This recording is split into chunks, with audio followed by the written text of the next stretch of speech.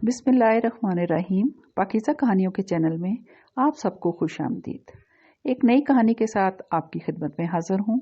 आए कहानी सुनते हैं। बेपाया मुसरत ने इसके वजूद को अपने घेरे में ले रखा था। हर उठता कदम फतहमंदी और सरशारी से लबरेज था। इसकी चुंदी चुंदी आंखों से आज गुलाबीपन छलक रहा था। ऊंची नीची टेढ़ी मेढ़ी और टूटी फूटी सी गली आज गोया ख्वाबों की पगडंडी साबित हो रही थी। आज ना तो इसे वैगन के धक्कों पर एतराज हुआ था और ना ही रोजाना की तरह बेतहाशा थक जाने पर इसके मुंह के जाविये बिगड़े थे, बल्कि आज तो इसे अपना वजूद फूल की मानित हल्का और हीरे की मानित बेशकीमत महसूस हो रहा था। वो हवाओं में उड़ रही थी, इसलिए गुनगुनाती हुई घर में दाखिल हुई और पलट कर दरवाजे पर कुंडी लगा दी। हस्बे मामूल बड़ा सा सहन तारीकी में डूबा हुआ था, मगर आज ये अंधेरा, ये वीरानी इस पर मतलब असरअंदाज न हुए। वो मुस्कुराती हुई अपने और अम्मा के मुश्तरका कमरे में दाखिल हुई। अम्मा जो पलंग पर चादर ओढ़े नीम दराज टीवी में मनहक थी, इसे देखकर चूम कर उठ बैठी। आ गई शाइस्ता, आज इतनी देर लगा दी? मैं तो मुसलसल परेशान होती रही। अम्मा का फिक्रमंद लहजा आज इसे मसनूई न लगा। आज काम ज्यादा था ऑफिस में। बजाय तड़क कर कोई उल्टा जवाब देने के इसने सीधा जवाब दिया और गोया अम्मा की परेशानी को दो चंद कर दिया। घटा भी तो खूब झुकी रही सारा दिन, यही धड़का रहा कहीं बरस पड़ी तो तुम्हें परेशानी होगी। वो मुस्कुराकर अम्मा की तफक्कर आमेज गुफ्तगू सुनती रही, फिर अपने कपड़े अलमारी से निकालकर सहन में बने गुसल खाने की तरफ चल दी। अम्मा बैठी इसकी तर्ज अमल पर हैरान होती रही। वो गुसल खाने से ताज़ा दम होकर निकली तो बावर्ची खाने में जा घुसी। अम्मा को खटर पटर की आवाज़ें बखूबी सुनाई दे रही थी। अम्मा को इसकी तबीयत पे शक गुजरने लगा। वो हकीकतन मुतजब थी। रोज़ाना के मुताबिक आज तो ना शाइस्ता ने इनसे बदकलामी की थी और ना ही अपने अंदर मौजूद जहर की कड़वाहट इन पर उंडेली थी। आए अम्मा, खाना खाएं। एक और नई हैरत, वो खाना सलीके से ट्रे में सजाए इनके पलंग पर आ बैठी तो वो चुपचाप इसका साथ देने के लिए उठ बैठी। आलू के पराठे तो आपने बेहद मज़ेदार बनाए हैं और फिर ये भरता भी बहुत लजीज है। चलो जी, खाना भी आज इसे बेनुक्स लगने लगा। खाना तमाम हुआ तो वो गरम गरम चाय के भाप उड़ाते कप लिए चली आई। चाय की तलब तो वाकई महसूस हो रही थी। फजा में खून की भी तो बढ़ी रही है, अम्मा ने कहा। लगातार हुई बारिशों ने आखिरकार मौसम बदल ही दिया। वो चाय का कप उठाए हुए बोली। अम्मा को इसके खुशगवार मूड का यकीन होने लगा। अपना मौकफ इस तक पहुंचाने के लिए अम्मा को ये वक्त बड़ा ही मुनासिब महसूस हुआ। आज का दिन कैसा गुजरा? ऑफिस में सब खैरियत रही? अम्मा अभी भी शायद मशकूक थी, इसीलिए फौरन अपनी बात ना कह पाई। जी खैरियत रही, इसका संभलाया हुआ चेहरा जगर जिगर कर रहा था, मगर अम्मा अपने ही ध्यान में थी, इसीलिए तवज्जो नहीं दे पाई। अम्मा, आज का दिन कैसा गुजरा ये तो बताएं, वो खुशखुल्की से बोली। अम्मा के ज़हीर चेहरे पर कई नामालूम से दुख रिंगने लगे। मेरा दिन कैसा गुजरेगा? घर के धंधे निपटाने की हिम्मत अब मेरी बूढ़ी हड्डियों में रही नहीं। ऊंधा सीधा खाना पकाकर पड़ी रहती हूँ यहीं। इनके लहजे में महसूस किया जाने वाला गिला और नाराजगी थी। टीवी देखा करें ना, अब तो बहुत अच्छे अच्छे प्रोग्राम आने लगे हैं। इसने अपने तई एक मुनासिब हल पेश किया, मगर वो चिढ़ गई। इसे ही तो देखती रहती हूँ सारा दिन, और घर में है ही कौन? किसे देखना चाह रही हैं आप? वो चूंकी। देखो शाइस्ता, मेरा बेटा, बहू, पोता पोती अल्लाह रखे सब मौजूद हैं, मगर मैं तेरी वजह से ये तन्हाई काटने पर मजबूर हूँ। तूने आखिर अपने बारे में सोच क्या रखा है? वो बेचारगी से बोली।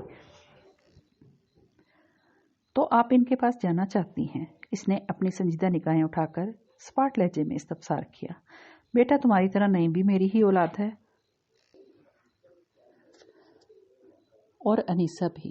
वो दोनों मुझसे मिलना चाहते हैं, मुझे याद करते हैं, यहाँ आना चाहते हैं, मगर मेरी वजह से नहीं आ सकते, यही ना? इसने इनकी बात उचक ली। ऐसी बात नहीं है, तुम इनकी बड़ी बहन हो, वो तुमसे बोझ नहीं रखते, मगर तुम ना जाने क्यों इन दोनों से इतनी खार खाती हो। अम्मा ने नरम लहजे में कहा। मैं नहीं, वो दोनों मुझसे नफरत करते हैं, मुझे नीचा दिखाना चाहते हैं, वो तलखी से बोली। अम्मा दुखी सी हो गई। बेटा, तुम्हारे मन में ये बात आखिर क्यों बैठ गई है? वो तुम्हारे बहन भाई हैं, तुम्हारे माँ जाए, तुम्हें वो अपने दुश्मन क्यों नजर आते हैं? अम्मा, आपने हमेशा ही इनकी वकालत की है, अब कर रही हैं तो कौन सी नई बात है? वो गमज़दा लहजे में बोली। अम्मा तड़प उठी। शाइस्ता, तू तो मेरी पहली औलाद है, मुझे तो इन दोनों से ज़्यादा अजीज है, तभी तो मैं इन दोनों को यूं नज़रअंदाज किए तेरी खातिर इस उम्र में तन्हाई को गले लगाए बैठी हूँ। ये बात तू क्यों नहीं समझती? शाइस्ता करके रह गई। खामोशी का एक तवील वक्फा इन दोनों के माबैन گزر گیا۔ دونوں ہی اپنے کسی خیال میں گم ہو گئیں۔ کچھ دیر بعد سکوت کو شائستہ کی ٹھہری ہوئی آواز نے توڑا۔ اب آپ کیا چاہتی ہیں؟ اماں نے پریشانی سے اس کی شکل دیکھی، پھر بولی، میں کیا چاہوں گی سوائے اس کے کہ تم بھی اپنے گھر بار کی ہو جاؤ۔ اپنے گھر کی؟ اس نے زیر لب دہرایا۔ اس کی آنکھوں میں پھر سے جوت جل اٹھی۔ اماں جو اس کے چہرے کے تاثرات جانچ رہی تھیں، اس کے رد عمل پر خوش ہو گئیں۔ لڑکیاں اپنے گھر میں ہنستی بستی ہی اچھی لگتی ہیں، بیٹیاں پرایا دھن ہوتی ہیں، ایک نہ ایک دن تو انہیں اپنے والدین کا گھر چھوڑنا پڑتا ہی ہے۔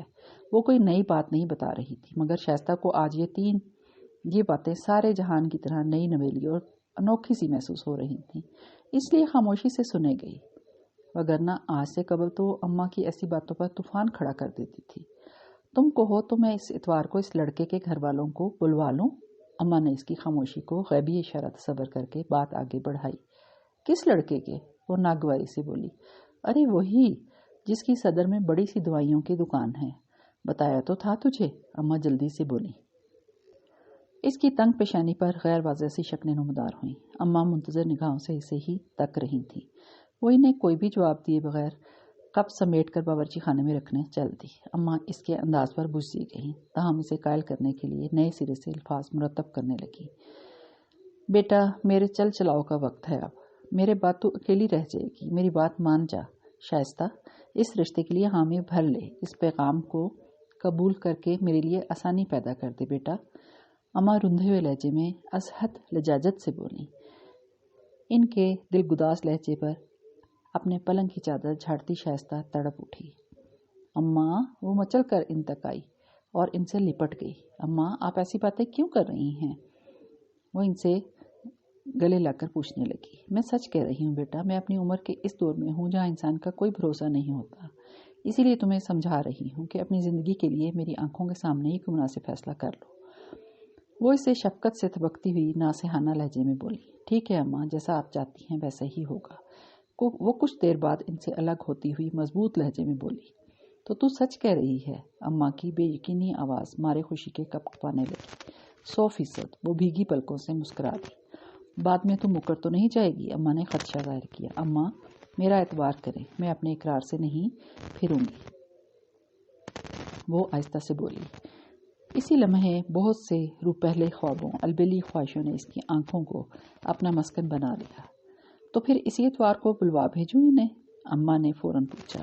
ان کا بس نہیں چل رہا تھا کہ اسے جھٹ پٹ رخصت کر ڈالیں۔ اس اتوار کو بلائیں؟ ضرور، مگر وہ جھجک کر خاموش ہو گئی۔ مگر کیا؟ اماں یکلخت گھبرا اٹھی کہ اس کی مین میخ نکالنے والی عادتوں سے بخوبی واقفیت رکھتی تھیں، مگر ان لوگوں کو نہیں جنہیں میں کہوں، ان لوگوں کو۔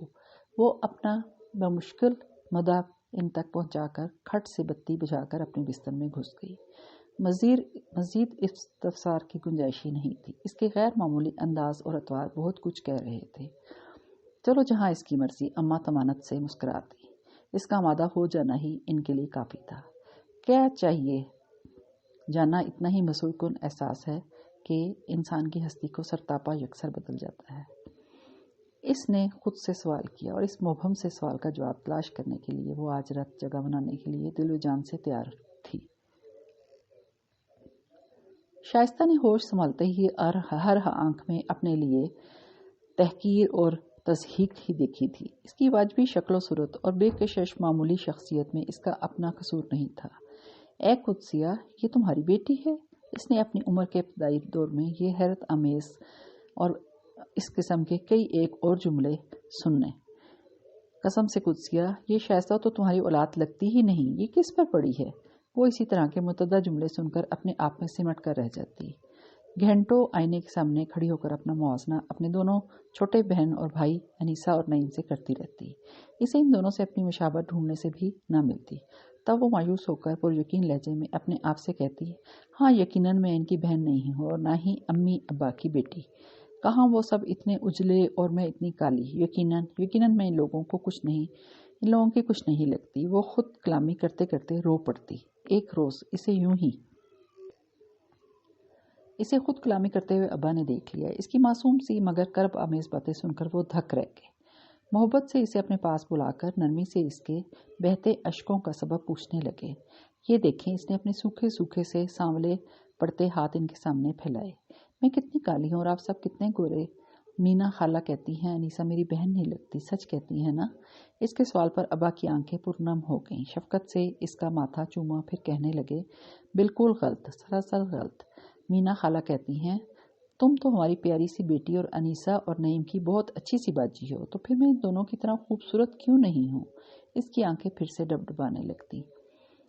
یہ اللہ تعالیٰ کی مرضی ہے بیٹا، یہ اس کا فیصلہ ہے، اس کی مصلحت بھی اسی ہی میں ہوگی، ہمیں از خود اس کی تخلیق میں ہرگز عیب نہیں نکالنے چاہیے۔ اور پھر یہ بھی تو دیکھو، اللہ رب العزیز نے تمہیں کتنا خوبصورت ذہن عطا فرمایا ہے، تم ہر سال اپنے اسکول میں ٹاپ پوزیشن لیتی ہو، غیر نصابی سرگرمیوں میں بڑھ چڑھ کر حصہ لیتی ہو۔ مجھے بتاؤ، کیا انیسہ اور نعیم کبھی اتنی ساری ٹرافیاں جیت پائے ہیں؟ ابا متین و مشفق لہجے میں اسے سمجھاتے رہے۔ اب جا کر کھیلو، اور خبردار آئندہ جو ایسی باتیں سوچی ہوں، ہمارا رب اس کی ناشکری کرنے پر بے حد ناراض ہوتا ہے، سمجھی؟ ابا کے حوصلہ افزا سے لہجے پر وہ وقتاً ہلکی پھلکی ہو گئی تھی۔ اس کے وہاں سے اٹھنے کے بعد بھی ابا وہیں بیٹھے بیٹھے اس معاملے پر غور و فکر کرتے رہے۔ وہ ایک پڑھے لکھے، مہذب اور روشن خیال انسان تھے، اس لیے شکل و صورت کی ان کے نزدیک ثانوی سی حیثیت تھی، مگر غالباً ان کی نصف بہتر کا معاملہ دوسرا تھا، اور شاید اسی لیے وہ حساس طبع مگر کم گو شائستہ سے غفلت برت رہی تھی۔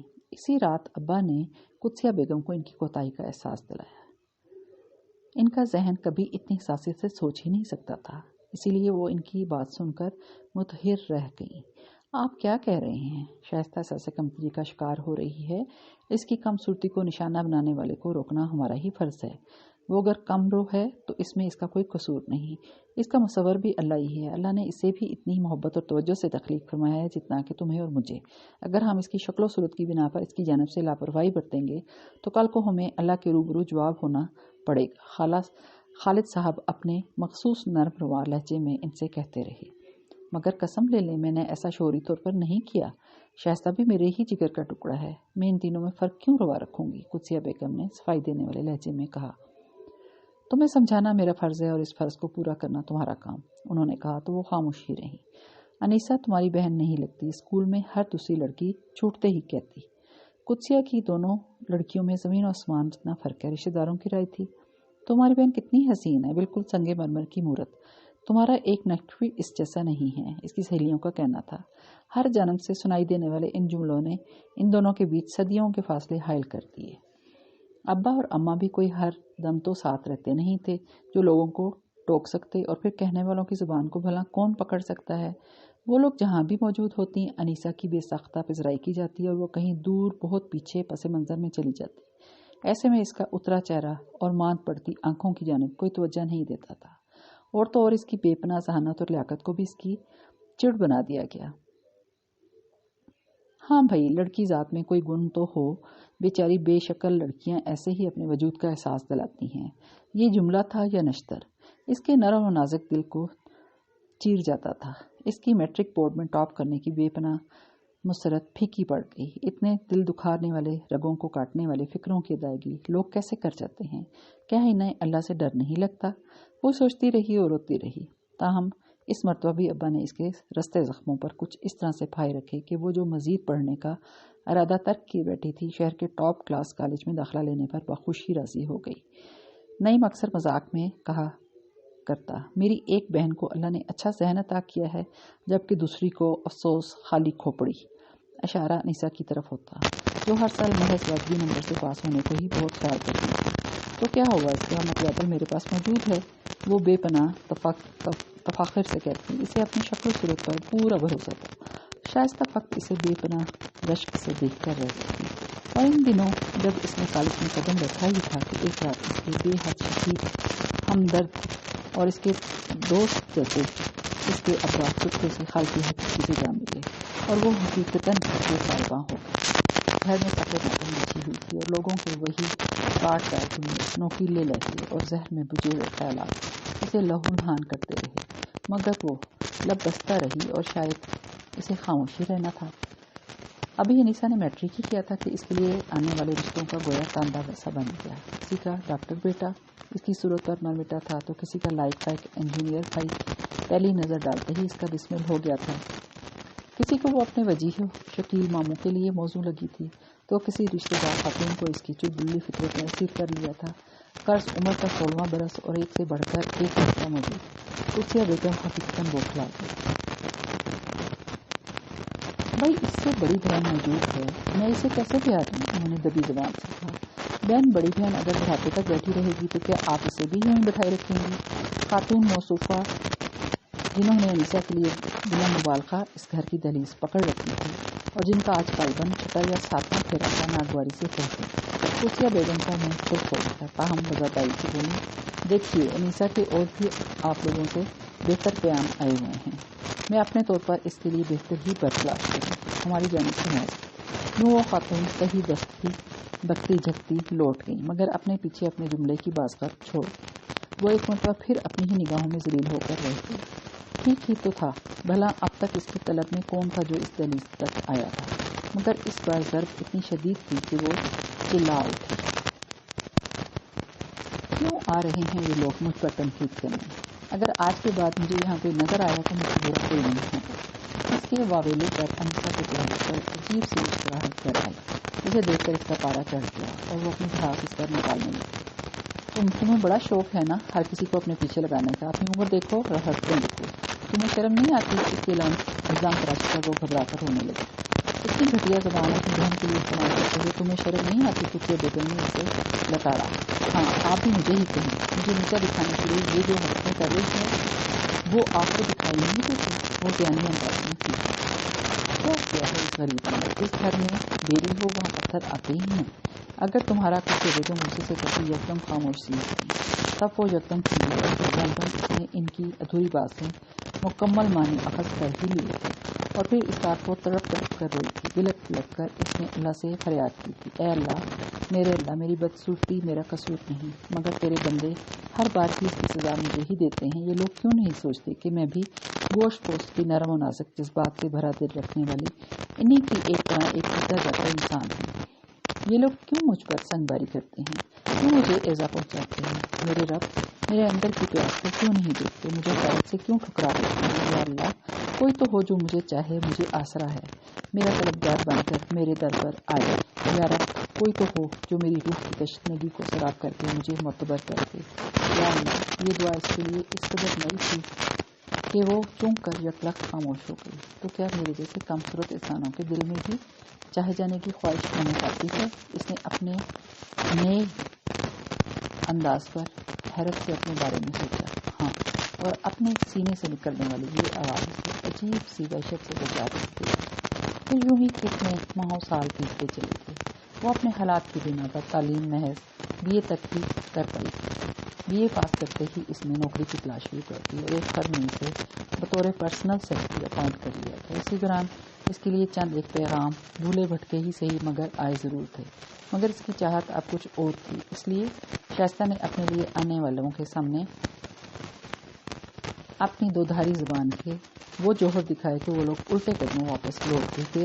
تب قدسیہ بیگم نے مایوس ہو کر اس سے چھوٹی اور خوبصورت سی انیسہ کو بیاہ دینا ہی مناسب سمجھا۔ اس سے ٹھیک 2.5 ماہ بعد عروسہ ان کے آنگن میں روشنیاں بکھیرنے چلی آئی۔ وہ نہ صرف صورت بلکہ سیرت کی بھی بے حد پیاری تھی، اور چونکہ نئی اسے بے حد ارمانوں سے بیاہ کروایا تھا، اس لیے اس کا خیال یوں رکھتا گویا وہ کانچ کی بنی ہوئی مورت ہو۔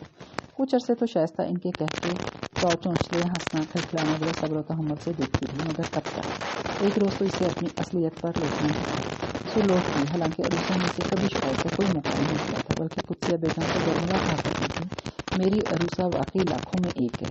بیٹا اگر اکلوتا ہو تو بہو کے حوالے سے بے شمار خدشات لاحق ہو جاتے ہیں، مگر خوش نصیب ہوں میں کہ میری بہو نے میرے تمام تر دھڑکے تفکرات یکسر غلط ثابت کر دی ہیں، اور ہر آئے گئے کے سامنے اس کی تعریف کرتی تو وہ شرما کر رہ جاتی۔ ایسے میں نعیم کی مان بھری نگاہیں اور کچھ اور فخر سے چمکنے لگتی، اور وہ چاہت بھری و رفتہ نگاہوں سے اسے دیکھتی رہ جاتی، اور اسی لمحے شائستہ کے لہو کی کھولن نقطہ وبال سے بھی اوپر بڑھتی چلی جاتی، سینے پر زہریلے سانس لوٹنے لگتے اور اس کا سونا تن چیخ چیخ کر ماتم کناں ہو جاتا، پیاسا دل پیاسی روح بیان کرنے لگتے۔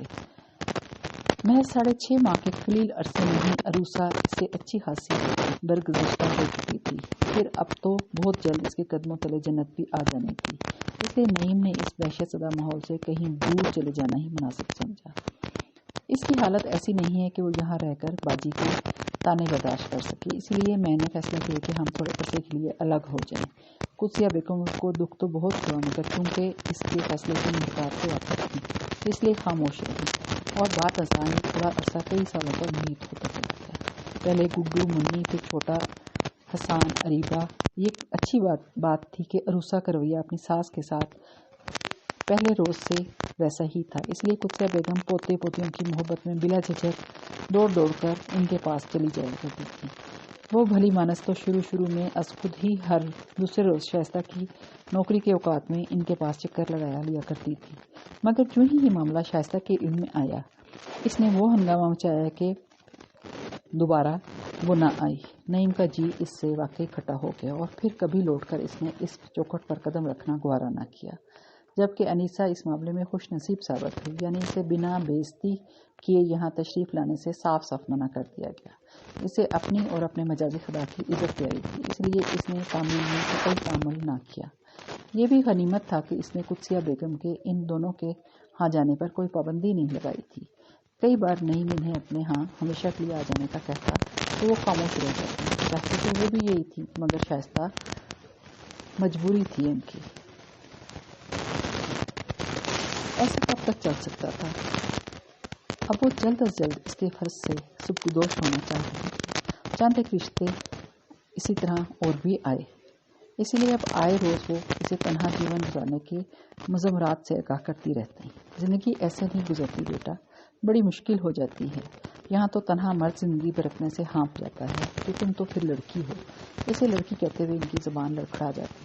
مجھے کسی جیون ساتھی کی کوئی تمنا نہیں، میں اکیلی بہت خوش ہوں، خود مختار ہوں، آزاد ہوں، اپنا کماتی ہوں، مجھے اور کیا چاہیے؟ کہنے کو تو وہ کہہ کر ان کی پریشانی میں اضافہ کر ہی دیتی، مگر اس اور کیا چاہیے کا جواب اتنا مفصل تھا کہ وہ بیان کرنے سے قاصر تھی۔ راتوں کی فسوق خیز تنہائی میں اس کیا چاہیے کا جواب اس سے آسیب بن کر چمٹ جاتا تھا، تو اس سے رات بسر کرنی دشوار ہو جایا کرتی تھی۔ ہاں مجھے چاہیے، ایک نگاہ التفات، اس نے قبول کیا، ایک لمس جاویداں، ایک لفظ آب حیات، میرا روم روم تشنا،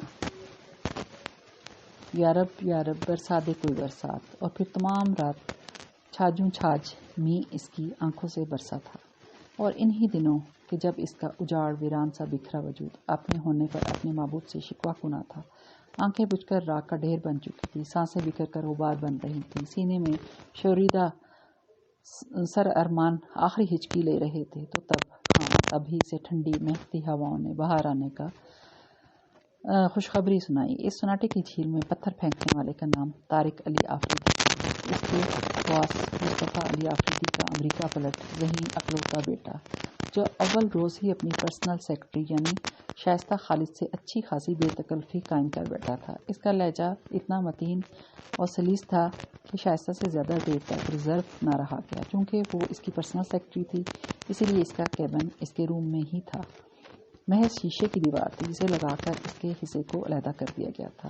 دن میں کئی بار شائستہ کا واسطہ اس سے پڑتا تھا، اور ایسے میں تھوڑی بہت بے تکلفی تو ہو جایا کرتی تھی۔ ہاں مگر عجیب تو وہ باتیں تھیں جو اس جیسا شخص شائستہ سے کیا کرتا تھا۔ تم بہت جینیس ہو شائستہ، میں نے اپنی لائف میں تم جیسی لڑکیاں بہت ہی کم دیکھی ہیں۔ کبھی کہتا وہاں امریکہ میں لوگ اپنی صلاحیتوں کے بل پر اپنا آپ منواتے ہیں، ان کے نزدیک کسی انسان کی لیاقت اس کی ظاہری شکل و صورت سے زیادہ اہمیت کی حامل ہوا کرتی ہے۔ ریئلی شائستہ، اگر تم امریکہ میں پیدا ہوئی ہوتی نا تو تم بہت ترقی کرتی، جیسی ترقی وہ کر رہی ہیں۔ شائستہ کو سوچ کر جھرجھری سی آ جاتی، مگر وہ اس کی بات سے اختلاف نہ کرتی، بس خاموشی سے سنے جاتی۔ ایک روز وہ اداس سی تھی، وہ اس کی افسردگی بھانپ کر پوچھنے لگا، آر یو اوکے شائستہ، کوئی مسئلہ ہے؟ آج اتنی اداس کیوں ہوں؟ اس کے اپنائیت بھرے لہجے پر وہ چونک کر اسے دیکھنے لگی۔ اچھا تو یہ جان گئے کہ میں اداس ہوں؟ اسے سوچ کر عجیب بے نام سی خوشی محسوس ہوئی۔ نہیں تو بس ایسے ہی، اس نے ٹالا۔ نہیں بتانا چاہ رہی ہیں تو نہ صحیح، کم از کم میرے جیسے بے لوث دوست کے ساتھ جھوٹ تو مت بولو۔ وہ پورے انہماک سے کوئی بزنس میل دیکھ رہا تھا، اور شائستہ اسے تو کیا یہ میرے لہجے سے میرے مزاج تک رسائی حاصل کر لیتا ہے، اس کے دل نے پوچھا تھا۔ ہیلو مادام، اس نے اس کی کھوئی کھوئی سی آنکھوں کے سامنے اپنا ہاتھ لہرایا. مانا کہ اچھا خاصا سمارٹ ہوں، مگر ایسا بھی یوسف ثانی نہیں کہ آپ اپنے سامنے کھلی فائل کو فراموش کر دیں. اس نے شگفتہ لہجے میں کہا. وہ غالباً اسے اپنے سامنے ای میل میں سے چند اہم نکات ڈکٹیٹ کروا رہا تھا. شائستہ خجالت کا شکار ہو گئی. ہاں، اب ذرا کھل کر بتاؤ، تمہارے ساتھ آخر پرابلم کیا ہے؟ وہ اپنے کام سے فراغت پا کے قدرے ریلیکس لہجے میں کرسی کی پشت سے ٹیک لگاتے ہوئے پوچھنے لگا. میں نے کہا نا سر کہ کوئی مسئلہ نہیں. وہ قدرے کھائی سے کھولی.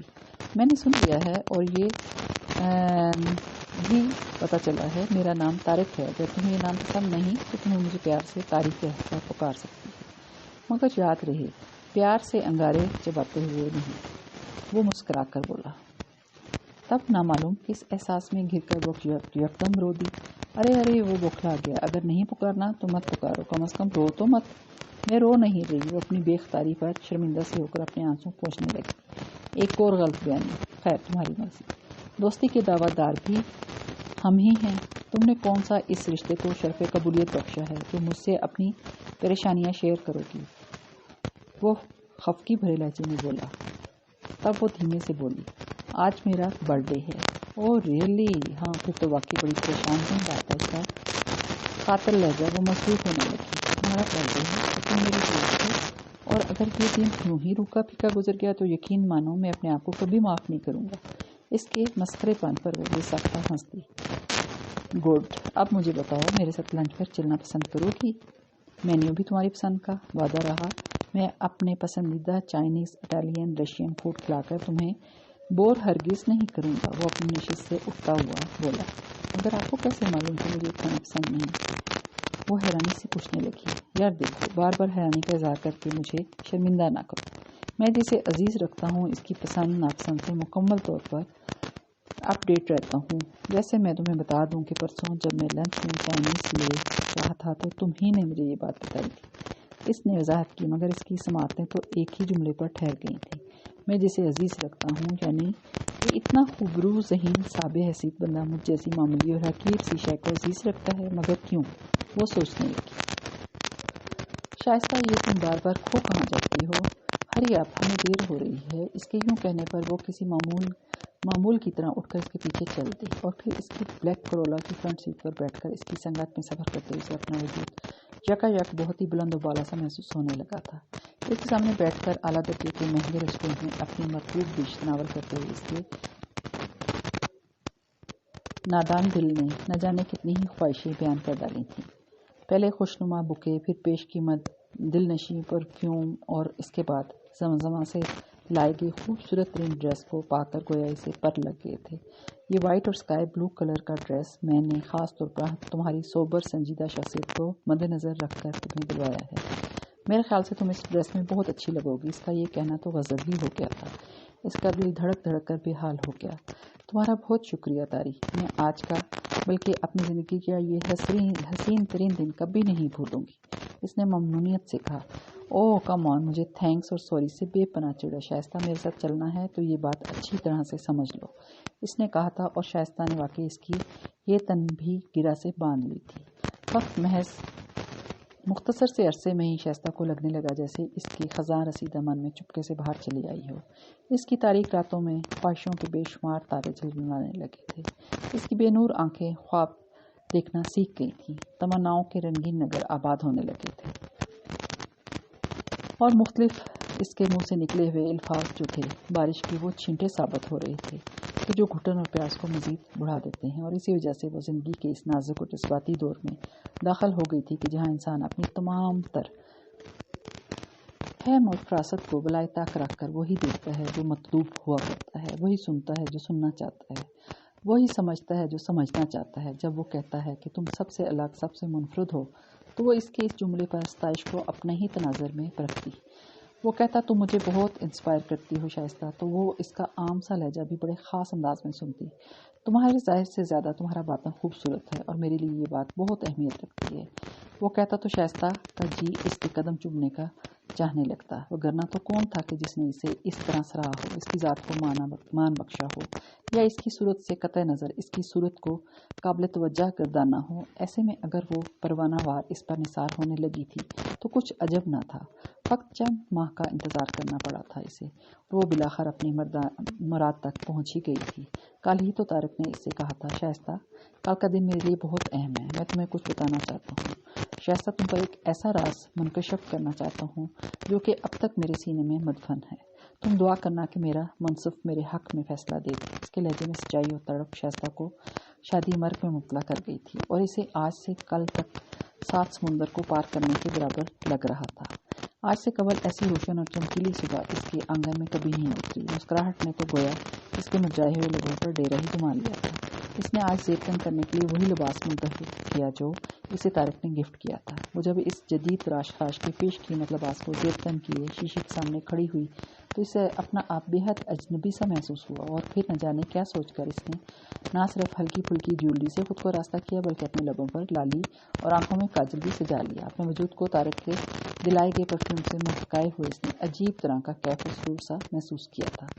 شائستہ دیر ہو رہی ہے، آ کر ناشتہ کر لو، اماں نے باورچی خانے سے ہی آواز لگائی تو اپنے آپ کو بڑے انہماک سے آئینے میں دیکھتی شائستہ گڑبڑا گئی۔ اس نے وقت دیکھا، اسے واقعی دیر ہو رہی تھی، اس لیے جلدی سے اپنے آپ پر ایک مطمئن سی نگاہ ڈال کر وہ باہر آ گئی۔ آج ناشتے کا وقت نہیں رہا، صرف چائے لوں گی۔ اس نے اپنے سامنے سجا انڈا پراٹھا نظر انداز کر کے چائے کا بھاپ اڑاتا کپ اٹھا لیا اور پیڑھی سنبھال لی۔ قدسیہ بیگم نے بغور اس کی تیاری کو دیکھا۔ وہ آفس جانے کے لیے تو کیا کبھی کسی شادی میں جانے کے لیے بھی اتنے انہماک سے تیار نہیں ہوئی تھی، اور نہ ہی یہ اہتمام کیا تھا۔ وہ جیسے سب سمجھ کر زیر لب مسکرانے لگی۔ شائستہ، انہوں نے پکارا تو وہ چونک گئی۔ جی، وہ کون ہے؟ کیا مجھے نہیں بتائے گی؟ انہوں نے پوچھا تو اسے شرم نے آ لیا۔ ضرور بتاؤں گی، مگر آ کر رات میں، ابھی مجھے دیر ہو رہی ہے۔ وہ چائے ختم کر کے اٹھ کھڑی ہوئی۔ بیٹا، میری دعا ہے تو سدا خوش رہے، اللہ تیرے ارمان خیریت کے ساتھ پورے کرے۔ بیٹا، اس کے گھر والوں کو جلد از جلد یہاں بلوا بھیجو، میں اب تمہاری شادی میں مزید دیر نہیں کرنا چاہتی۔ وہ جذباتیت سے گویا ہوئی۔ مزید دیر تو میں بھی نہیں چاہتی اب، مگر آج ہی تو اسے یہ کہنا مناسب نہیں لگے گا۔ ہاں، اگر اس نے خود ہی ایسا کوئی تذکرہ کیا تو اور بات ہے، تب بھی اماں کی خواہش اس لیے گوش و گزار کروں گی۔ وہ خیالات کے تانے بنتی ہوئی چادر اوڑھنے لگی۔ بیٹا، جو میں نے کہا اس بات پر ضرور دھیان دینا، قدسیہ بیگم اصرار کرتے ہوئے اس لہجے میں بولی تو اس نے سر ہلا دیا۔ آج اس کے روم میں معمول سے زیادہ رش تھا۔ ورکرز کی آمد و رفت، فائلوں کے انبار، متواتر بجنے والے ٹیلی فون۔ وہ یقیناً بہت بزی تھا۔ صبح سے اب تک اسے ذرا دیر کے لیے بھی فراغت نصیب نہیں ہوئی تھی۔ شائستہ کو شدید ترین مایوسی میں آ گیا۔ اسے اپنی دل لگا کر کی گئی تیاری غلط ہوتی محسوس ہونے لگی۔ اس نے جب بھی شیشے کی دیوار کے پار دیکھا، وہ اسے کسی نہ کسی کام میں الجھا ہی نظر آیا۔ وہ بے دلی سے آج آنے والی ای میل کی جانب متوجہ ہو گئی، مگر وہ گاہے بگاہے اس پر نظریں دوڑانا نہیں بھولی تھی۔ وہ آج لگ بھی تو بڑا شاندار رہا تھا۔ کیمل کلر کے پینٹ کوٹ اور بلیک شرٹ میں اس کی مردانہ وجاہت نکل کر سامنے آ رہی تھی۔ شائستہ، عامر سنز کی فائل لے کر آؤ۔ کچھ دیر بعد وہ انٹرکام پر اس سے مخاطب ہوا۔ جی سر۔ اس کی آواز سن کر شائستہ کی حالت غیر ہونے لگی۔ ہتھیلیوں میں نمی اتر آئی اور دل گویا اس کے کانوں میں دھڑکنے لگا۔ بہرکیف وہ اپنے آپ کو کمپوز کرتی ہوئی اٹھی اور فائل لا کر اس کی ٹیبل پر رکھ دی۔ یہ کیا ہے؟ میں نے تو تم سے عامر سنز کی فائل لے کر آنے کو کہا تھا، یہ کیا اٹھا لائی ہو تم؟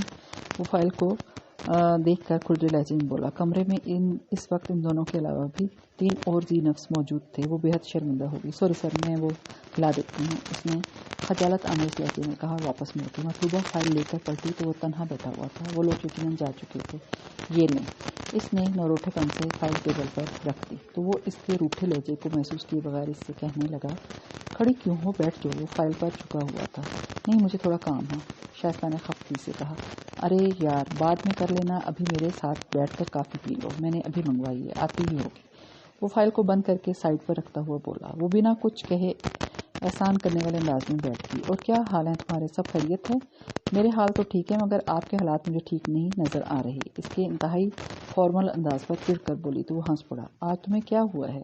مجھے کچھ نہیں ہوا، البتہ آپ کے ساتھ کوئی مسئلہ لگ رہا ہے۔ ہاں، یہ تو تم نے ٹھیک ہی کہا ہے، واقعی میں بہت بڑے مسئلے سے دوچار ہوں اس وقت۔ اس نے اپنی مضبوط کلائی موڑ کر گھڑی دیکھی، تب شائستہ خاموش ہو گئی۔ تھوڑی دیر بعد کافی آ گئی تو وہ کافی بنانے لگی۔ میرے لیے اسٹرانگ سی بنانا۔ وہ اپنے گھنے بالوں میں بے چینی سے انگلیاں چلا رہا تھا۔ کیا سر میں درد ہو رہا ہے؟ شائستہ نے اپنا یہ سے پوچھا۔ ہاں، رات بھر سو نہیں سکتا، سر میں درد تو ہونا ہی تھا، وہ بھاری لہجے میں بولا۔ اچھا، ویسے رات بھر جاگی تو میں بھی ہوں، وہ حیا آمیز تبسم اپنے لبوں پر جا کر بولی۔ وہ کیوں؟ طارق نے ایک بے قرار نگاہ اس پر دوڑائی۔ اگر میں یہ سوال آپ سے کروں تو؟ شائستہ نے اٹکتے ہوئے استفسار کیا۔ اس کے بدن پر لرزہ سے طاری ہونے لگا تھا۔ میرے پاس تو بڑا بھرپور جواب اور جامع جواب موجود ہے، وہ معنی خیز لہجے میں مسکرا کر بولا تو شائستہ کو اس کے روبرو بیٹھنا نہایت ہی دشوار امر لگنے لگا۔ اور اس جواب سے واقف تو میں بھی ہوں، مگر اچھا مگر کیسے؟ وہ اس کی بات تیزی سے کاٹ کر بولا تو اپنی زبان کے یوں مچلنے پر پشیمان سے شائستہ سنبھل کر بولی، بھلا دل میں بسنے والوں کے احساسات سے انجان رہا جا سکتا ہے؟ ہاں یہ تو ہے، تم واقعی قابل رشک حد تک ذہین اور شارپ لڑکی ہو، میں ایسی ہی تو تمہاری تعریف نہیں کرتا، آج میں بھی لوگوں کو دکھا دوں گا کہ کیسے کیسے قابل اور انٹیلیجنٹ لوگ میرے حلقۂ باب میں موجود ہیں۔ طارق کی روشن آنکھوں میں پوری کہکشاں سی اتر آئی تھی۔ شائستہ کی آنکھیں بوجھل ہو گئیں۔ وہ خام خواہ کافی کے کپ کے کنارے پر انگلی پھیرنے لگی۔ ویسے آج تم نے یہ ڈریس پہن کر اپنی سنجیدہ اور متین شخصیت کو 4 چاند لگا لیے ہیں، وہ شریر سے لہجے میں بولا۔ بڑی جلدی خیال آ گیا آپ کو؟ وہ ناراض سی دکھائی دینے لگی۔ تمہارا شکوہ بجا، مگر کیا کروں، آج تو مجھے خود اپنی بھی خبر نہیں، وہ بے خود سے لہجے میں کہتا شائستہ کی دھڑکنوں کو زیر و زبر کر گیا۔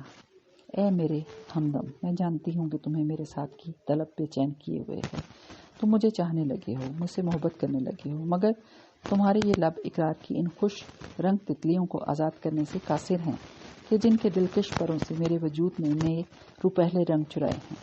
مگر اے میرے مہرباں، تمہارا واضح اظہار میری زندگی کے لیے ضروری ہے، بے حد ضروری۔ وہ اپنی لرزتی پلکیں جھکائے دل ہی دل میں اس سے انجانے کیسے کیسے سرگوشیاں کیے جا رہی تھی۔ تبھی خوشبودار جھونکا کمرے میں داخل ہوا۔ تم آ گئی؟ طارق بے ساختہ ہی اپنی نشست سے اٹھ کھڑا ہوا۔ شائستہ نے بری طرح چونک کر اپنا جھکا سر اٹھا کر اسے دیکھا۔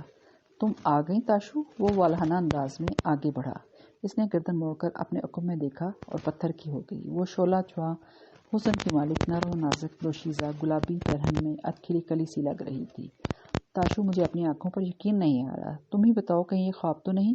طارق نے شدت جذبات کے گلابی ہاتھ تھام لیے۔ سرشاری اور بے پایہ خوشی اس کے انگ انگ سے پھوٹی پڑ رہی تھی۔ شائستہ سانس روک کے بھنجکی سی بیٹھی، شاید اب بھی کسی معجزے کی منتظر تھی۔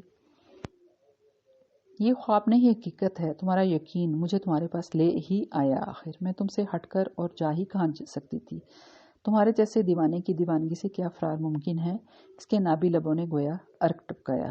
او تاشو، مائی لو، تم نہیں جانتی کہ آج تم نے مجھے کیا دے دیا۔ میں مالا مال ہو گیا ہوں تاشو، تمہارے اس لفظی اقرار کے لیے میں کتنا تڑپا ہوں، یہ بات میں جانتا ہوں۔ یا میرا اللہ، اس کی شدتوں پر وہ گلابی گلابی نازک اندام سی کلی چٹکنے لگی۔ جی ہاں، ابھی تو واقعی تم یا تمہارا اللہ ہی واقف تھا، مگر اب یقیناً یہ محترمہ بھی تمہارے عاشقانہ انداز کو بغور ملاحظہ کر چکی ہوں گی۔ وہ کچھ جھیم کر اپنا ہاتھ چھڑانے لگی۔ اس کی نظر شاید ابھی بھی دم بخور سے شائستہ کی جانب اٹھی تھی۔ ارے یار، اس کے سامنے شرمندہ ہونے کی کوئی ضرورت نہیں، یہ ہم دونوں کے رشتے سے اچھی طرح واقف ہیں، آؤ تمہیں ملواؤں۔ وہ کسی فاتح کی طرح اس کا ہاتھ تھامے شائستہ کے پاس چلا آیا۔ تاشو، یہ ہے تو میری بڑی ایکٹیو قسم کی سیکرٹری، مگر میرے لیے ایک بہت ہی بہترین دوست بھی ثابت ہوئی ہے۔ اس کی ذہانت، کسی بھی کام کو تیزی سے پک کرنے کی صلاحیت اور میرے مزاج کے مطابق کام کرنے کی اہلیت نے مجھے اس کا نوٹس لینے پر مجبور کر دیا تھا، اور بعد ازاں ہم اچھے دوست بن گئے۔ میں سمجھ گئی، یہ شائستہ ہے نا؟ اس نے پوچھا تو مسکرا دیا، پھر ساکت بیٹھی شائستہ سے مخاطب ہوا، اور شائستہ، یہ ہے نتاشا آفریدی، میری کزن، میری بچپن کی ساتھی اور میری زندگی کا وہ قیمتی راز جس کا سراغ تم قبل از وقت ہی پا چکی تھی۔ میں تو تمہیں کب سے یہ بات بتانا چاہتا تھا، مگر اس کی مکمل آمادگی اور اقرار کا منتظر تھا۔ شائستہ، نتاشا ہی میری زندگی کی سب سے قیمتی متاع ہے، یہ میرے وجود کی تازگی ہے، یہ میری اول اور آخر محبت ہے۔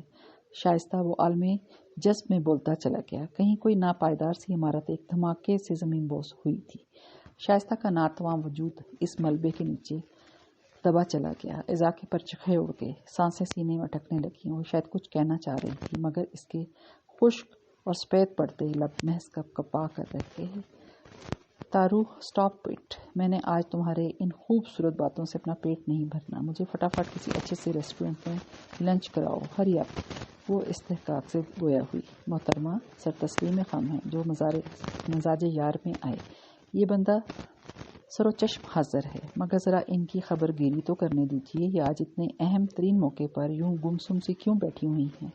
شائستہ، کیا تم اپنے اس عزیز از جان دوست کے نظر انتخاب کی داد نہیں دو گی؟ وہ اس کے عین مقابل ہو کر اس سے استفسار کرنے لگا۔ شائستہ نے اپنی زخمی کرچی کرچی آنکھیں اٹھا کر اسے دیکھا، پھر اس کے شانے پر مضبوط استحقاق سے ٹکے ہاتھ کو کوئی احساس ہوا تھا جو رگ جان کو چیرتا نکل گیا۔ اس نے اپنے دوپٹے کا کونا پوری شدت سے مٹھی میں بھینچ لیا، گلے میں پھندے سے اٹک رہے تھے۔ میری طبیعت ٹھیک نہیں ہے، وہ بمشکل تمام گلوگیر لہجے میں بولی۔ آخر اپنا بھرم بھی تو رکھنا تھا۔ بہانے مت کرو، سچ سچ بتاؤ، تمہیں تاشو کیسی لگی؟ تارو چلو فوراً، وہ مسکراتی ان کو کھینچ کر لے گئی، مگر شائستہ کے روبرو وہ اب بھی نہیں دیکھا۔ کچھ لمحے بعد اس کی لب سجدائی۔ تم کہہ دو کہ یہ جھوٹ ہے، مذاق ہے، تم محض مجھے تنگ کر رہی ہو تاری۔ تم تو مجھے چاہتے ہو نا، ہے نا؟ وہ اس سے بڑی آس سے پوچھنے لگی۔ یہ دیکھو، اس نے اپنے ملبوس کی جانب اشارہ کیا، یہ تحفہ تم ہی نے مجھے دلایا تھا نا؟ مجھے عزت و توقیر کے معنی بتلائے تھے۔ ہاں، وہ تم ہی ہو جس نے میری ذات کا مان مجھے واپس لوٹایا تھا۔ تم تو میرا بڑا خیال رکھتے ہو تاری، تم مجھے دکھ کیسے دے سکتے ہو؟ میں تمہارے لیے بہت خاص ہوں۔ تم تو میرے رویوں سے میری دل کی حالت جان جاتے ہو طارق۔ پھر تم میرے جذبات کا خون کیسے کر سکتے ہو؟ دیوانے کی طرح طارق کے نادیدہ ہیلے کو جھنجھوڑتی رہی، چیختی رہی، اسے سوال کرتی رہی، مگر وہ تو نادان نہیں جانتی تھی کہ کمرہ بالکل خالی ہو چکا ہے، اس کے بے جاؤں معتبر وجود کی طرح۔